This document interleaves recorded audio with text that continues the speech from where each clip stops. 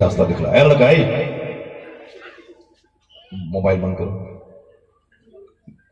بدتمیز ماں باپ ہیں جو چھوٹے سے بچے کا موبائل دے دیا. کل یہی بچہ اس کو دو چار تماچا مارے گا, دو چار جوتا مارے گا, ماں باپ کو گھر سے گھسیٹ کر باہر نکالے گا اور روئے گا, دوڑ کے وہ جائے گا مولوی صاحب کے پاس کہ تعویذ دے دیجیے میرا بیٹا میرے ہاتھ سے نکل گیا. 100%, 99% آج جتنی بھی اولاد بگڑی ہے اس کے پیچھے ماں باپ کا ہاتھ ہے. اگر کوئی اپنے پاؤں پہ خود سے کلہاڑی مار لے تو کسی ڈاکٹر کے پاس نہ جائے کہ ہمارا پاؤں کٹ گیا, اس کا ذمہ دار وہ خود ہے. سانپ کے بل میں کوئی پاؤں ڈال دے اور سانپ کاٹ لے, یہ مت چلائے کہ ہمارا سانپ اس کو کاٹ لیا, اس کا ذمہ دار وہ خود ہے. اگر کسی کے گھر میں ٹٹی سے کوئی جھانک کے دیکھے اور وہ گھر والا اس کی آنکھ پھوڑ ڈالے تو گھر والے پہ کوئی گرفت, کوئی مواخذہ نہیں اسلام کی روشنی میں, کیونکہ اس کا ذمہ دار وہ خود ہے, وہ دوسروں کے گھر میں جھانکا کیا. اگر کوئی کسی گھر میں جھانکتا ہو ٹٹی سے تو اس کے آنکھ پھوڑ دیا جائے, کوئی گناہ نہیں ہوتا, کیونکہ اس نے ایسا جرم ہی کیوں کیا, اس کا ذمہ دار وہ خود ہے. میں کہہ رہا ہوں کہ چھوٹے بچے کے ہاتھ میں موبائل ہے, آخر کیا سمجھ کے موبائل دیا گیا؟ اور یہ گیم یہ گیم بچوں کی زندگی کو تباہ کرنے والا گیم, آنکھوں کی روشنی کو چھیننے والا گیم. بچوں کو کھیلنے کا موقع دیا جائے, عصر سے لے کے مغرب کے بیچ میں خوب کبڈی کھیلے بچہ, ایکسرسائز کرے, دوڑے, یہ اس کے لیے بہت ضروری ہے. بچوں کے لیے وہ سب ضروری ہے, دوڑنا, کھیلنا, پانی میں تیرنا, یہ سب صحت کے لیے ضروری ہے.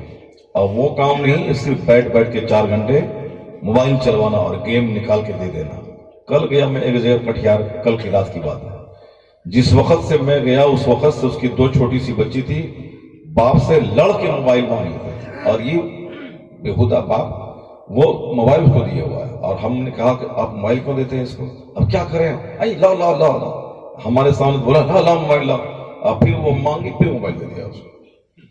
یعنی وہ موبائل ہی چلاتی رہی, بالکل چھوٹی سی بچی, 3 سال کی 4 سال کی بچی ہو. یہ بتائیں کہ اب اگر وہ کل بچی نہیں پڑھے, موبائل میں ہی لگی رہے, آگے بڑھنے کے بعد اسی موبائل کے ذریعے نہ جانے کیا کیا گل کھلائے, اس کا ذمہ دار وہ باپ ہے جس نے اپنی اولاد کو شروع سے موبائل کا عادی بنایا. بچوں کو اس ننھی سی عمر میں ماں باپ کو کنٹرول رکھنا چاہیے.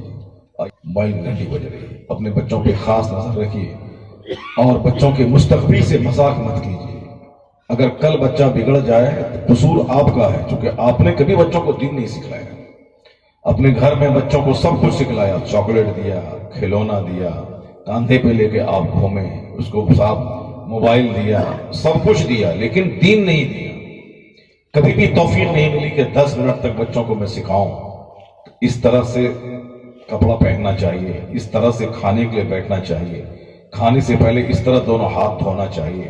نہیں دھویا 2 تماچا مارے اس کو, اور سمجھائے بھی 10 بار سمجھائے, 1 بار مارے. ایسا نہیں کہ صرف مارتا ہی رہے اس کو. مارنے سے بچوں کا دل چھوٹا ہوتا ہے, اس کے دماغ میں غصہ زیادہ آتا ہے, اس لیے 10 بار سمجھائے اور اخیر میں مار کا استعمال کرے. وہ مار کا استعمال چھوٹے بچے کو نہیں, وہ بچہ جو 10 سال کے اوپر کا بچہ ہے اس کو مارے, اور 2 سال 3 سال 4 سال 5 سال 6 سال کے بچوں کو نہیں مارے. ان بچوں کو صرف سمجھانا ہے, اور یہ بچہ کیسے سیدھا ہوگا اس طریقے پہ عمل کرنا ہے, مارنا پیٹنا نہیں ہے. ان کو پیار دینا ہے. چھوٹے بچے پیار کے بھوکے تھے. ہاں 9 سال کے بعد 10 سال کے بعد جب بچہ ہو تب حدیث میں آیا ہے کہ 7 سال کا جب بچہ ہو اس کو نماز پڑھنے کا حکم دے, اور جب 10 سال کا ہو جائے نمازی نہیں بنے تو اب اسے مار کے نمازی بناؤ. 10 سال کے بعد, 10 سال سے پہلے نہیں. 10 سال سے پہلے صرف کہنا ہے اس کو چلو نماز پڑھو, کبھی پڑھے گا کبھی چھوڑے گا. لیکن 10 سال کے بعد جب نماز نہیں پڑھے تو ماں باپ کو حکم ہے حدیث میں اسے مار کے نمازی بنا دو. جب نمازی ہو جائے پھر اس کا بستر الگ کر دو, تاکہ ان کو اسی وقت سے تنہا سونے اور اپنی زندگی کے بارے میں سوچنے کا اس کو موقع ملے. مگر یہاں کچھ نہیں. 15-18 سال کا بچہ ہے, وہ ماں کے ساتھ سو رہا ہے, بہن کے ساتھ سو رہا ہے, ایک ہی بستر پہ, ایک ہی گھر میں, ایک ہی چوکی پہ سب لوگ سو رہے ہیں. تو یہ ہے ایک بے ترتیب زندگی, جس زندگی کا کوئی ایم نہیں, کوئی مقصد نہیں, کوئی ٹارگٹ نہیں. اللہ رسول کو خوش کرنا, مرنے کے بعد جنت جانا, ایک اسلامک لائف گزارنا, یہ ہمارا مقصد ہے. کھانا پینا یہ تو سب سارے جانور کرتے ہیں، کتا چچندر بندر سب کھاتا پیتا سوتا ہے اور سب بچہ پیدا کرتا ہے۔ کتوں کے پاس تو اتنے بچے ہوتے ہیں کہ سال بھر میں 5 بچے پیدا کرتے ہیں، اسے بچہ پیدا کرنا مقصد نہیں۔ سور 2 درجن بچہ پیدا کرتا ہے، اور ہم بچہ پیدا کرنا اور کھانا پینا سو جانا، پھر ہمیں اور جانور میں کیا فرق ہے؟ انسان اس لیے اشرف المخلوقات ہے کہ یہ کھانے پینے سیکس کرنے کے لیے پیدا ہوا، صرف یہ انسان اس لیے پیدا ہوا ہے کہ بھلے اور برے میں تمیز پیدا کرے، اپنے خالق کو پہچانے، اپنے مقصد حیات کو جانے کہ میں کیوں پیدا ہوا ہوں، میں کیوں مر جاتا ہوں، میرا خالق کون ہے، مجھ کو کس نے پیدا کیا ہے، کیوں پیدا کیا ہے، اور پھر موت دینے کے بعد کیا ہوگا۔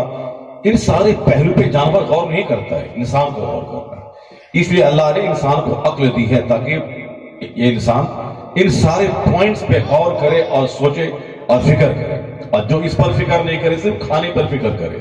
آج مچھلی کھائیں، کل گوشت کھانا ہے، آج برگر کھائیں، کل بریانی کھانا ہے، کل بریانی بنی تھی پرسوں کھچڑی کھانا ہے، آج کھچڑی کھائیں پرسوں دلیا کھانا ہے۔ یعنی جو صرف کھانے پہ غور کرے اس میں اور جانور میں کوئی فرق نہیں، جو صرف سیکس کرنے بچہ پیدا کرنے پہ غور کرے اس میں اور جانور میں کوئی فرق نہیں۔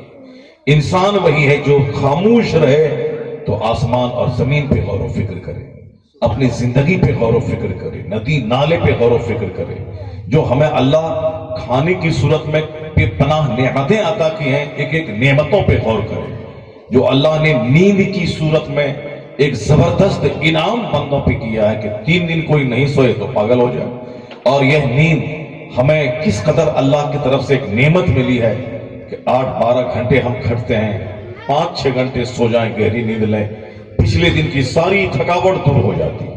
اس نیند پہ غور کرے، جس کے پاس کو نیند نہیں آتی وہ دوائیوں کا استعمال کر کے نیند کو بلاتا، اور یہاں بغیر دوائی کے بیٹھے بیٹھے نیند آ جاتی۔ اس نعمت پہ غور کرے کہ یہ نعمت جس کے پاس نہیں ہے وہ پاگل ہے، پاگل ہو جاتا ہے۔ جس کے پاس یہ نیند کی نعمت نہیں ہے وہ دوائی کھا کے نیند کو بلاتا ہے، اور وہ نعمت اللہ نے مجھ کو دی ہے 1 پیسے کی دوائی نہیں، جہاں لیٹا 1 سیکنڈ میں نیند آ گئی۔ تو اب اس نعمت کا شکر کیسے ادا ہوگا؟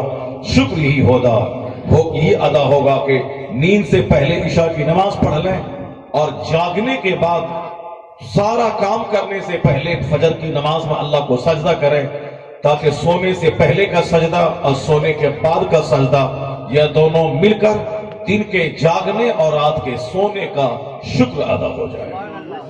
یہ دونوں سجدہ ان دونوں رات اور دن کی نعمتوں کا شکرانہ ہو جائے۔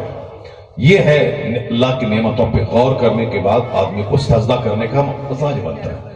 نعمتوں پہ غور کرنے کے بعد آدمی کو اللہ رب العزت کی نعمتوں پہ شکر ادا کرنے کا اس کی مینٹیلیٹی اس کی بنتی ہے۔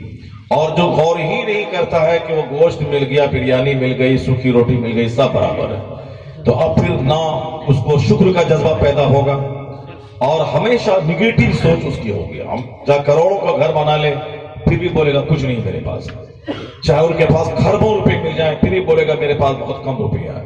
یعنی ہمیشہ نگیٹو سوچ میں جیے گا، ہمیشہ ڈپریشن کا شکار رہے گا، ہمیشہ انفیریٹی کمپلیکس کا شکار رہے گا۔ اس لیے اللہ نے عقل سلیم دی ہے تاکہ میں غور و فکر کروں، سوچوں۔